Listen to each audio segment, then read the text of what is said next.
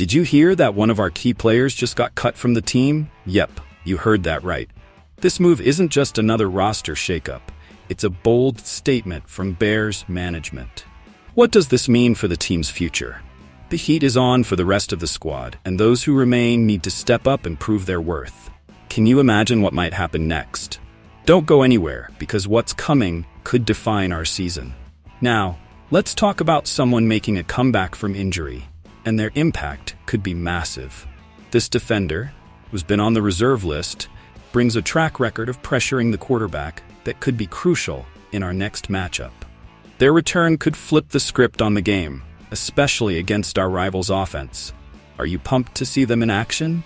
Stick around until the end, and don't miss what could be a spectacular game. And we can't forget about a player who, while not in the spotlight, has been vital to the resurgence of the Bears' offense.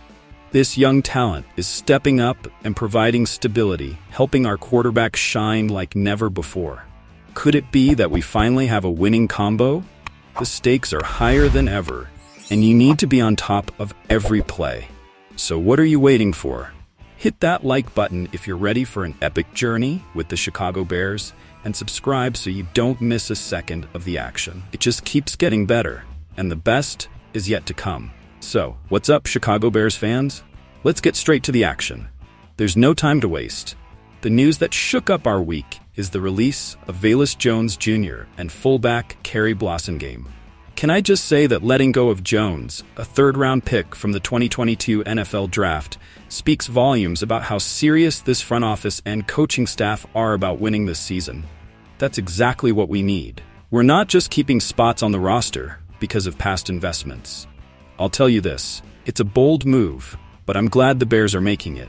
Now, if I were offensive lineman Nate Davis, I'd be on high alert after the news about Velus. Are you ready for what could come next? Management has already sidelined him for a game, and that could be a trend if the other linemen stay healthy. Why keep a player who isn't performing at the expected level, especially with the salary cap implications? So take note, fans. And while I believe Velus can find a new home and reinvent himself, let me be clear. Sometimes speed and athleticism just aren't enough. How many times have we seen physically gifted players struggle to make an impact on the field? Exactly. It's a reminder that football talent isn't just measured in athletic performance stats. I hope the Bears staff rethinks their evaluation strategies, because at the end of the day, numbers need to be backed by football intelligence. Moving on to what's next. According to Brad Biggs from the Tribune, the Bears might have their eyes on Larry Borom and Ryan Bates, who are currently on the injured list. How about a roster activation? That would be crucial. And if Jacob Martin is ready to return, I wouldn't be surprised to see Dominique Robinson on the chopping block. This guy hasn't made an impact and could be an intriguing project for other teams. Do we really have to wait until he's cut for another team to seize the opportunity? Now let's talk about Jaquan Brisker's situation. He's back in the concussion protocol. Is it fair that we lose a key player once again? Of course not, and it's crucial that he fully recovers. Sometimes health has to be the priority, and that includes being mindful of decisions that affect our players' safety. But here's the question. What do you all think about the decision to let Velus Jones Jr. go? Do you believe the Bears are making the right call by being so decisive with their roster? Come on, drop your thoughts in the comments because I want to hear your voice in this conversation. Let's get straight to the point, Chicago Bears fans. There are some exciting moves happening within the organization that deserve our attention. Today, we're discussing a strategic adjustment in the team's pass rush and, of course, the offensive lineup. Now, let me ask you, what does this really mean for our defense against the Washington Commanders? First off, let me tell you that the activation of Jacob Martin is a statement of intent. This guy has been sidelined since the start of training camp due to a toe injury. But today, he's back. And not just that, he's been a warrior in the league for 8 seasons. Why do I think this is crucial? Because Martin is a situational pass rusher who can inject speed and pressure into the line. With 18 sacks in his career and solid performance last year in Indianapolis, his return could be a game changer. Now, let's talk about how this impacts the other players. With Martin's arrival, could we see Daniel Hardy or Austin Booker off the field? I don't know, but with Montez Sweat, DeMarcus Walker, and Darrell Taylor, the competition for those spots is heating up. Aren't you excited about the idea of a faster, more aggressive defense going up against the athletic quarterbacks from Washington? Moving on to the offense. The addition of Travis Homer as a third down back and special team specialist adds another dimension. But let me throw this out there. Does this mean Khalil Herbert could be on the trading block? They're both different types of backs. Homer is a threat in the passing game, while Herbert is a true ball carrier. But with only 86 carries over 6 seasons, are they really seeing the same kind of impact? Now, I'll say this, speculation is in the air, and it's natural for fans to wonder if Herbert is packing his bags. Also, let's not forget about Tarvarius Moore's promotion to the 53-man roster. This move is crucial for adding depth to our defense. And with Larry Borom still on the injured list, we need to be prepared for any eventuality.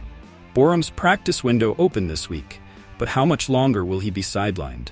Do we really need more depth on the offensive line at this critical point? So here we are, fans. The Bears are moving the pieces on the board, and every move has its implications. Personally, I think these decisions are steering us in the right direction. But the question is, will it be enough to take on a rival like the Commanders? Now, I invite you to join this conversation. What do you think about the activation of Jacob Martin? Do you believe Travis Homer's addition will change the game for Herbert? Let's get straight to the point. Chicago Bears fans, the 2024 season is in full swing, and there's one name we can't overlook amid all the excitement surrounding Caleb Williams, the first overall pick in the draft. Who's that player shining without stealing all the attention? I'm talking about Cole Kmet, the tight end who has proven to be essential for the Bears' strong start this year. Now I ask you, isn't it time to recognize his impact? Let's start with a reality that might surprise many. Since 1995, when Eric Kramer threw for 3,838 yards and 29 touchdowns, no Bears quarterback has exceeded 4,000 yards or thrown more than 30 touchdowns in a single season. But with Williams at the helm, there are high hopes. However, Kmet is playing a crucial role in this story. At the start of the season, he wasn't a key target. How is it possible that in the first game against the Titans, he only played 27 out of 56 snaps? That number, compared to Gerald Everett's 34, is concerning. I believe that's a lack of vision, and as our offensive coordinator Shane Waldron admitted, they should have had Kmet on the field more. Since that game, something has changed. And boy, has it. Kmet has not only caught 10 of the 11 passes thrown by Williams, but his performance has been on the rise. In the beatdown we gave the Jaguars, Kmet shone with 5 receptions and 2 touchdowns. Are you starting to see how he's raising the level of our offense? He now ranks second on the team in receptions, only behind DJ Moore. Can anyone question his relevance at this moment? But the story doesn't end there. Cole Kmet has become the NFC Special Teams Player of the Week. Can you believe it? With long snapper Scott Daly sidelined due to injury, Kmet had to make an improvised adjustment. He's the first player in the NFL since 2005 to catch a touchdown and perform the long snap. This isn't just a testament to his skill, but also to his versatility. Isn't that what a Bears player should represent? Williams didn't hold back and praised Kmet for his incredible performance. I'll tell you this. The way Kmet combines his talent with his willingness to take on responsibilities speaks volumes about his commitment to the team. That's what we need, and I think it's something fans should recognize. Now, I want to know your opinion, friends. Is Kmet the new hero the Bears need to forget legends like Mike Ditka? Maybe not, but his impact on this young team is creating a spark that could break our 4-year playoff drought. So, I ask you, how far do you think the Bears can go with Kmet and Williams at the helm? Let me know in the comments. Thank you for joining us on this exciting journey about the Chicago Bears. But here's the question. What do you think about the decision to part ways with Velus Jones Jr.? Do you believe the Bears are making the right call by being so decisive with their roster? Come on, share your opinions in the comments because I want to hear your voice in this conversation. Now, I invite you to participate in this discussion. What do you think about the activation of Jacob Martin? Do you believe Travis Homer's addition will change the game for Herbert? Your perspective is crucial to understanding how these moves can impact the season, so don't hesitate to express your thoughts below. And last but not least, is Kmet the new hero the Bears need to forget legends like Mike Ditka? Share your vision and be part of this passionate discussion. Remember, here on our channel, we're more than fans, we're family. So if you haven't already, subscribe and join our community. And as always, go Bears!